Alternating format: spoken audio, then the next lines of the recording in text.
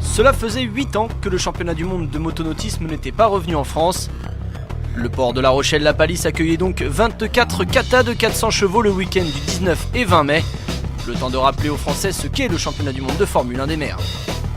C'est exactement comme la Formule 1 voiture, c'est-à-dire c'est des teams avec 2 ou 3 bateaux. On fait des grands prix qui ont des essais libres, des essais chronométrés et puis 45 minutes de course. C'est des bateaux qui vont très vite. Le record du monde en Formule 1, c'est 265 km/h sur l'eau. Et on organise donc des épreuves en Europe, en Asie, au Moyen-Orient. Cette année, on a 9 épreuves. On a commencé au Portugal, la France, la Singapour, la Malaisie, 2 en Chine, le Qatar, Abu Dhabi et Sharjah.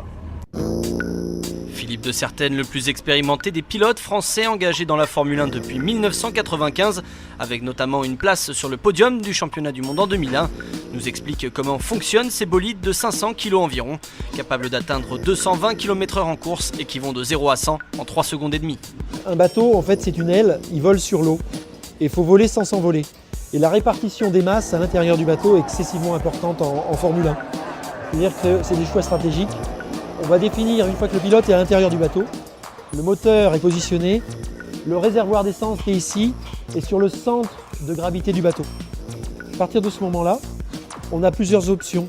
Soit on met du poids à l'avant de ce réservoir, donc on va charger l'avant du bateau, telles les batteries, les pompes de trim, et choses comme ça.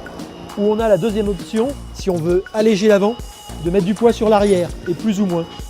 Et ça fonctionne comme un bras de levier, c'est-à-dire qu'on a une canne à pêche, et au bout de cette canne à pêche, on va rajouter 1 kg, 2 kg. Et 2 kg, plus on augmente la distance, plus ce kilo va être efficace. Mais dans l'équilibrage du bateau, ça va rajouter peu de poids dans le bateau, mais ça va modifier son comportement. Cette saison, le Rochelais espère, grâce à l'apport d'un nouveau sponsor et d'un nouveau bateau, retrouver le haut du classement, après une saison 2006 terminée à la 8e place du championnat. Avec une 5e place au Grand Prix du Portugal la semaine précédente, Philippe de Sertène attendait beaucoup de cette étape chez lui à La Rochelle. Pour l'année qui vient, on a comme ambition d'essayer de finir dans le top 3 au championnat du monde. Pour ça, la seule stratégie, c'est chaque Grand Prix être dans le top 5. Accumuler des points, apprendre parfaitement le nouveau bateau et dès le milieu de la saison, pouvoir vraiment investir dans les bonnes hélices et trouver exactement le compromis parfait pour choper des podiums un maximum.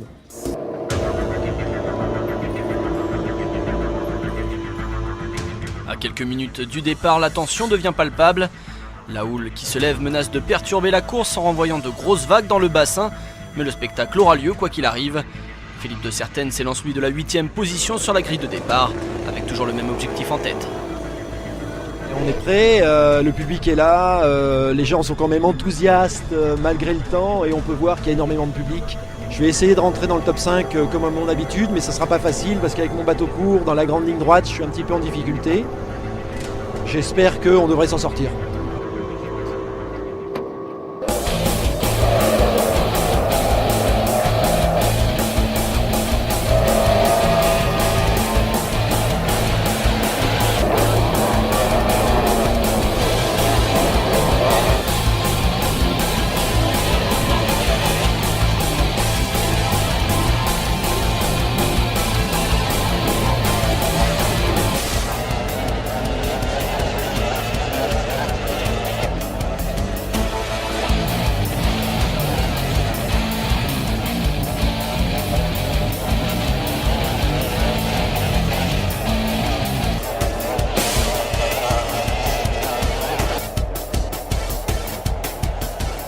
Au bout des 50 tours de circuit, c'est le Finlandais Sami Seljo qui remporte la course, terminée par seulement 11 bateaux.